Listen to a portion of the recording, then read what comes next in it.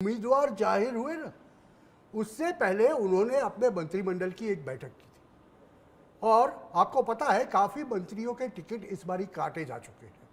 वो मंत्रियों को भी लेसन दिया है जिनके टिकट कट चुके थे। उनको भी बोला है कि ये 100 दिन में आपके मंत्रालय का क्या क्या क्या काम रहेगा उसका मुझे पूरा ब्यौरा दो। ये जो गवर्नमेंट है वो फ्यूचरिस्टिक जिसको हम बोलते हैं अंग्रेजी के अंदर, भविष्य का आगे देख के काम करती है और उनको पता है कि चुनाव जीतने के बाद काम करने के लिए या बड़े निर्णय लेने के लिए पहले 6 महीनों का समय सबसे महत्वपूर्ण होता है।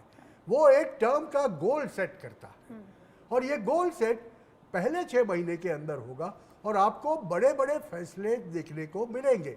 जैसे देश को जरूरत है जुडिशियल रिफॉर्म्स की, तो वहां पर कुछ ना कुछ आपको मतलब न्यायिक रिफॉर्म्स 1860 के कायदे नहीं चलेंगे। अब 2024 में भारत रह रहा है और भारत की जो जरूरियात है, इंडिया की जो जरूरत है, उसके मुताबिक नए फैसले लिए जाने पड़ेंगे। ये इशारा तो किया था पीएम मोदी ने, चुनावी जब सभाएं हो रही थी तब भी कहा था पिछले 10 साल में जो नहीं हुआ है वो अगले 5 साल में होने वाला है, बहुत से बड़े फैसले होंगे।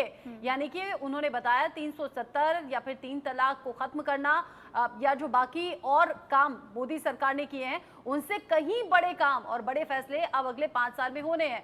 और अजीत जी, अभी तक हम जिक्र करते थे 75 दिन के इस चुनावी प्रचार के दौरान पीएम मोदी जब एक ही दिन में अलग अलग राज्यों में पहुंचते थे, एक से ज्यादा 5-5, 6-6, 7-7 रैलियां और चुनावी सभा वो करते थे, तो हम कहते थे क्या एनर्जी है। एक तरफ तो गर्मी बहुत ज्यादा पड़ रही है, लोग परेशान हैं, लेकिन पीएम मोदी की ऊर्जा बरकरार है। यहाँ चुनाव खत्म हुए, वहां तब साधना के लिए पहुंच गए, 45 घंटे का मौन रखा और अब लौट रहे हैं। तो एक ही दिन में 7 बैठकें, ऐसा नहीं होगा कि 2-4 मिनट में एक बैठक खत्म हो जाएगी, बैक टू बैक 7 बैठकें मायने रखती हैं। यही अगर विपक्ष इसका आधा भी सीख ले, आधा, देखिए उनकी साधना का मजाक उड़ाया विपक्ष ने। वो जो साधना करते हैं ना, वो एनर्जी लेते हैं। उस एनर्जी का अगर जो हिंदू धर्म को जानते हैं, योग के बारे में जानते होंगे, तो वो एक बहुत बड़ी एनर्जी मिलती है उससे, जो उन्होंने 2 दिन कन्याकुमारी में किया। विपक्ष ने कितना बड़ा मजाक उड़ाया कि आप 1 तारीख के बाद कर लेना, 4 के बाद तो आपके पास समय ही समय है। इतना अहम घमंड मैंने कांग्रेस के नेताओं पर नहीं समझ पा रहा हूँ, किस चीज का अहम है, किस चीज का घमंड है। आप जमीन पे देखते नहीं है और ऊपर ऊपर की बात करते हैं।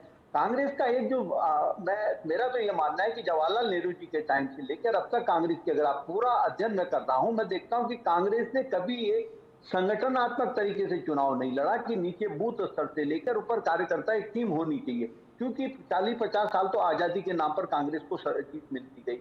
लेकिन जब जैसे ही दूसरी पार्टियां या 77 के बाद चीजें बदली तो कांग्रेस गड़बड़ाने लगी और इतनी गड़बड़ा गई आज कि अभी भी उनको लगता है कि नहीं पब्लिक बोर होगी तो हमको वोट दे देगी, हमें क्या मेहनत करनी है। लेकिन जब नरेंद्र मोदी जैसा व्यक्ति प्रधानमंत्री हो, जो कि इतने 2.5 महीने इस 45, 48 और 50 डिग्री में घूमने के बाद 2 दिन उन्होंने प्राण ऊर्जा अपने लिए ग्रहण की और उसको आते ही दिल्ली में वो फिर उस काम में लग गए हैं जिसकी बात उन्होंने चुनाव से पहले कर दी थी। उन्होंने अपने अफसरों को, अपने नेताओं को, मंत्रियों को कह दिया था कि भाई आप चुनाव के रिजल्ट को मत देखें, आप तो अपना आगे का एजेंडा लेके चलें कि आपको आगे क्या करना है। जून में जैसी रिजल्ट से पहले ही आप मेरे को बताएंगे क्या करना है, कैसे करना है और जो हमारे बड़े काम है। देखिए वो एनर्जी अभी अक्टूबर के महीने से लेके 2024 अक्टूबर से लेके 25 तक 2025 तक लगातार इलेक्शन है बड़े बड़े राज्यों के। हरियाणा से शुरुआत होगी, हरियाणा, दिल्ली, महाराष्ट्र, बिहार। अभी से प्रधानमंत्री मोदी अगला एजेंडा उन स्टेट को जीतने का करेंगे, पहली बात। दूसरी बात, जो बड़े फैसले, जो बड़े फैसले मैं देख पा रहा हूं उसमें एक देश एक चुनाव अपने आप में बहुत बड़ा फैसला है।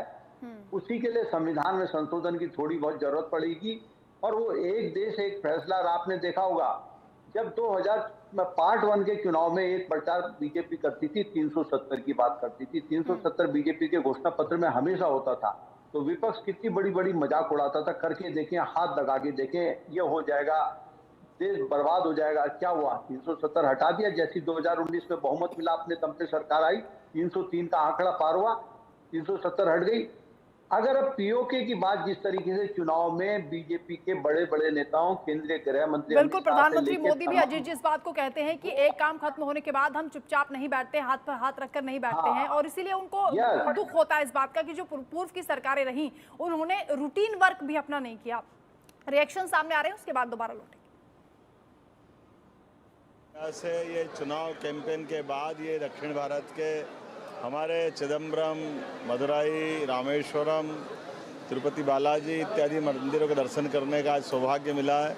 और साथ ही साथ अभी जो रुझान मिल रहे हैं, मैंने अभी टीवी पे देखा है, जो सर्वे का पूर्वानुमान आया है और जिस ढंग से लगा है कि भारत में एक बार फिर यशस्वी प्रधानमंत्री श्रीमान नरेंद्र मोदी जी की सरकार बन रही है। मैं भगवान से कामना करता हूँ ये सरकार फिर भारत को आगे बढ़ाने में सिद्ध हो। यशस्वी प्रधानमंत्री पूरे देश को न केवल दुनिया का नंबर 1 का देश बनाना चाहते बल्कि लोकतंत्र के गौरवान्वित करने वाला अवसर भी है। मेरी अपनी ओर से मदुरई वासियों को, तमिलनाडु वासियों को, मध्य प्रदेश सरकार की ओर से भी बधाई, और ये प्रेम हमारा बना रहे, मैं यही कामना करते हुए भगवान से। और सिद्ध हो गया है कि भाजपा 370 और एनडीए 400 पार का जो नारा जनता ने लगाया था वो सार्थक सिद्ध होगा। सेवा, सुशासन, गरीब कल्याण की नीति को जनता का जनादेश प्राप्त हुआ है। देश के प्रधानमंत्री नरेंद्र भाई मोदी और एनडीए की पूर्ण बहुमत की सरकार, प्रचंड बहुमत की सरकार इस बार देश के अंदर बनने जा रही है। सारे भ्रष्टाचारी एक हो जाएं, परिवारवाद एक हो जाए, तुष्टीकरण करने वाले एक हो जाएं, कुर्सी के लिए ईमान धर्म को त्यागने वाले एक हो जाएं, तो भी जनता ने अपनी मोहर देश के विकास को मिशन मोड पर काम करना शुरू कर दिया है। कॉन्फिडेंट इस बात को लेकर कि क्लीन स्वीप करने जा रही है बीजेपी और एनडीए। बिल्कुल, और प्रधानमंत्री क्योंकि आज जो बैठकें करने वाले हैं उसमें हीट वेव को लेकर चर्चा होगी, चक्रवात को लेकर चर्चा होगी, देश के जो अहम मुद्दे हैं उस पर बातचीत होगी। हिमांशु जी, लेकिन एक बात मैं समझना चाह रही हूँ कि जो विपक्ष की कल बैठक हुई उसमें एग्जिट पोल को लेकर भले ही वो पर्दे के सामने आकर बोलना नहीं चाहते, लेकिन बैठक के अंदर तो बातचीत हुई होगी। क्या उन्होंने सोचा होगा कि अब अगर गलती से भी जो एग्जिट पोल है उनकी भाषा में अगर कहें तो एग्जैक्ट पोल में तब्दील हो जाते हैं तो कहेंगे क्या? इस बार तो ईवीएम पर भी ठीकरा नहीं फोड़ सकते। नहीं, 10 बहाने ढूंढ के रखे हैं उन्होंने। विपक्ष ने कल की बैठक के अंदर 10 बहाने ढूंढ के रखे। सबसे पहला ईवीएम होगा इसमें। दूसरा होगा मोदी जी ने हिंदू मुसलमान कर दिया, जातिवादी कार्ड वो चले, हिंदू मुसलमान का आरोप मोदी जी पर लगे, ये तो होगा ही होगा।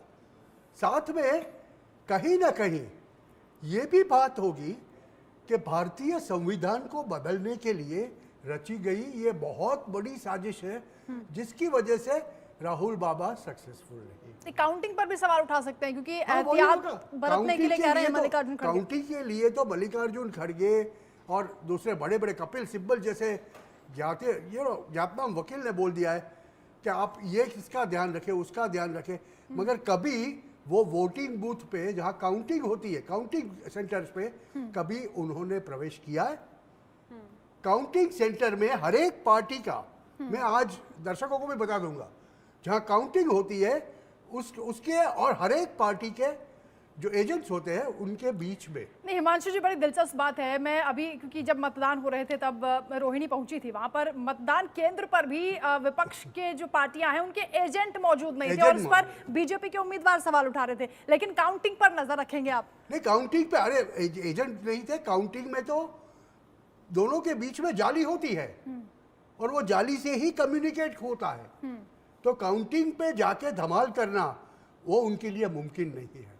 तो ठीकरा फोड़ देना। हालांकि कई ऐतराज ऐसे भी हैं जो विपक्ष ने निष्पक्ष चुनाव को लेकर किए, फिर चाहे यूपी के वो अलग अलग हिस्से हों जिसमें समाजवादी पार्टी लगातार पोस्ट करती रही कि यहाँ तो वोट डालने नहीं दिया जा रहा है, यहाँ पर वोटों की पर्ची छीन ली जा रही है या फिर बस्ते छीन लिए गए, वो अलग बात है।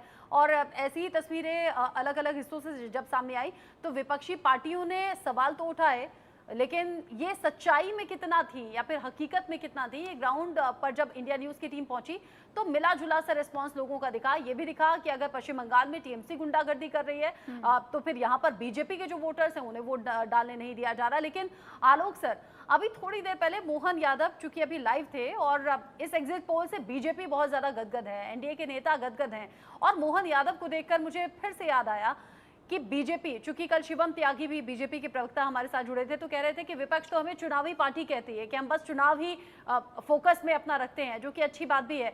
और बीजेपी जानती है कि अपने स्टार प्रचारकों को, बड़े चेहरों को कैसे इस्तेमाल में लाना है और कैसे सही जगह उन्हें भेजना है चुनाव प्रचार के लिए। जैसे जैसे अलग अलग राज्यों में चुनाव खत्म होते रहे, वैसे वैसे बाकी राज्यों में जो बीजेपी के बड़े चेहरे हैं भेजे गए, जिसमें बीजेपी के अलग अलग मुख्यमंत्री भी थे। योगी आदित्यनाथ का नाम तो सबसे ऊपर था। साथ ही जैसे ही चुनाव खत्म हुए, फिर हम देख रहे हैं कि जो अलग अलग लीडर्स हैं वो धार्मिक स्थलों पर पहुंच रहे थे, पूजा पाठ करते हुए नजर आ रहे थे। गृह मंत्री अमित शाह तो बहुत जगह गए, जेपी नड्डा पहुंचे थे, योगी आदित्यनाथ पहुंचे थे। इन सभी बातों का मैसेज भी तो आम लोगों में जाता होगा कि भाई ये एक पार्टी है जहां मोदी अकेले नहीं है जो 18 घंटे काम करते हैं, यहाँ तो बाकी लीडर्स, बड़े चेहरे भी इसी तरीके से चुनाव प्रचार में जुटे हुए हैं, लोगों के बीच में हैं।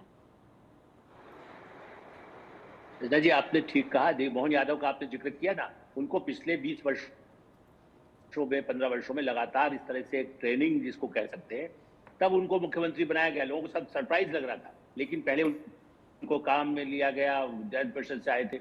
ऐसे जितने नेता हैं, आप देखिए राजस्थान के मुख्यमंत्री, नए नए चेहरों को भी ला करके भी, लेकिन उनका पूरा परख कर। और आपने ठीक कहा, प्रधानमंत्री नरेंद्र मोदी सुनिश्चित करते हैं, आपको आश्चर्य होगा जो उनके साथ काम करने वाले लोग हैं, उनसे कई बार कभी कभी बात मेरी जो भी हुई है, उसमें वो सुबह 5 बजे भी कह सकते हैं कि 6 बजे आ जाओ। अच्छे अच्छे पुराने जो लोग रहे हैं, वो कई लोग इसलिए डरते हैं कि भाई उनकी टीम में हमको शामिल नहीं कर रखना, नहीं तो कैसे काम होगा। तो ये सारे चार्ट होते हैं। देखिए वहां भी दक्षिण भारत में मोहन यादव बैठे हैं, और मोहन यादव अखिलेश यादव को और तेजस्वी यादव को उत्तर प्रदेश, बिहार में वो जो गए बनने के बाद ही उनका जिस ढंग से वहां पर उनका समर्थन मिला है, वोट कितना मिलेगा वो धीरे धीरे आगे बढ़ता है ना। जो लोग आज भी बैकवर्ड की बात करते हैं, या अपर कास्ट की बात करते हैं, या धर्म की बात करते हैं, हर तरह के लोग आज भी, शाहनवाज हुसैन भी बोलते हैं, और मुख्तार अब्बास नकवी भी कई बार जहां जरूरत हो उनको भेजा जा रहा है। ये आपने बिल्कुल ठीक कहा कि एक पूरी टीम काम करती है, और उसमें प्रधानमंत्री सबसे ज्यादा प्रेरणा देते हैं, अमित शाह देते हैं। जिस ढंग से 24 घंटे, और मैं इसलिए कहूंगा 3 ऐसे प्रोफेशन हैं जिस तरह से बिल्कुल, और ये चीज तब भी देखी गई आलोक जी, जब प्रधानमंत्री मोदी ध्यान साधना में मग्न थे। उस दौरान बनारस में, क्योंकि इलेक्शन था प्रधानमंत्री के नाम का, वहां पर मोर्चा संभाले हुए बीजेपी के तमाम दिग्गज दिखाई दे रहे थे। उनकी जगह पर खुद गृह मंत्री अमित शाह मंदिर मंदिर घूम रहे थे। नहीं, मंदिर की बात नहीं है मेरा भाई, उनको रणनीति कागज पर बनाया, उसमें कौन आदमी कहाँ रहेगा। कल भी मैंने जिक्र किया, ये जो बार बार सरप्राइज अपोजिशन और इसी स्ट्रेटेजी में आलोक सर बीजेपी आगे बढ़ती हुई नजर आती है, और इसीलिए सभी पैनलिस्ट ये कह रहे हैं कि भाई जैसी तैयारी बीजेपी की थी, जो ऊर्जा बीजेपी ने लगाई, वो अगर विपक्षी दल भी लगा लेते या उस तरीके से लोगों के बीच में आप हर दिन पहुंचते, तो शायद रिजल्ट्स कुछ और रहते जो अभी एग्जिट पोल में सामने आ रहे हैं। आलोक सर, अजीत जी रहिएगा हमारे साथ में, हिमांशु जी हमारे साथ में जुड़े हुए हैं। लगातार हम पोल ऑफ पोल्स यानी कि एग्जिट पोल का जो एवरेज है उस पर बात करें। बहुत छोटा सा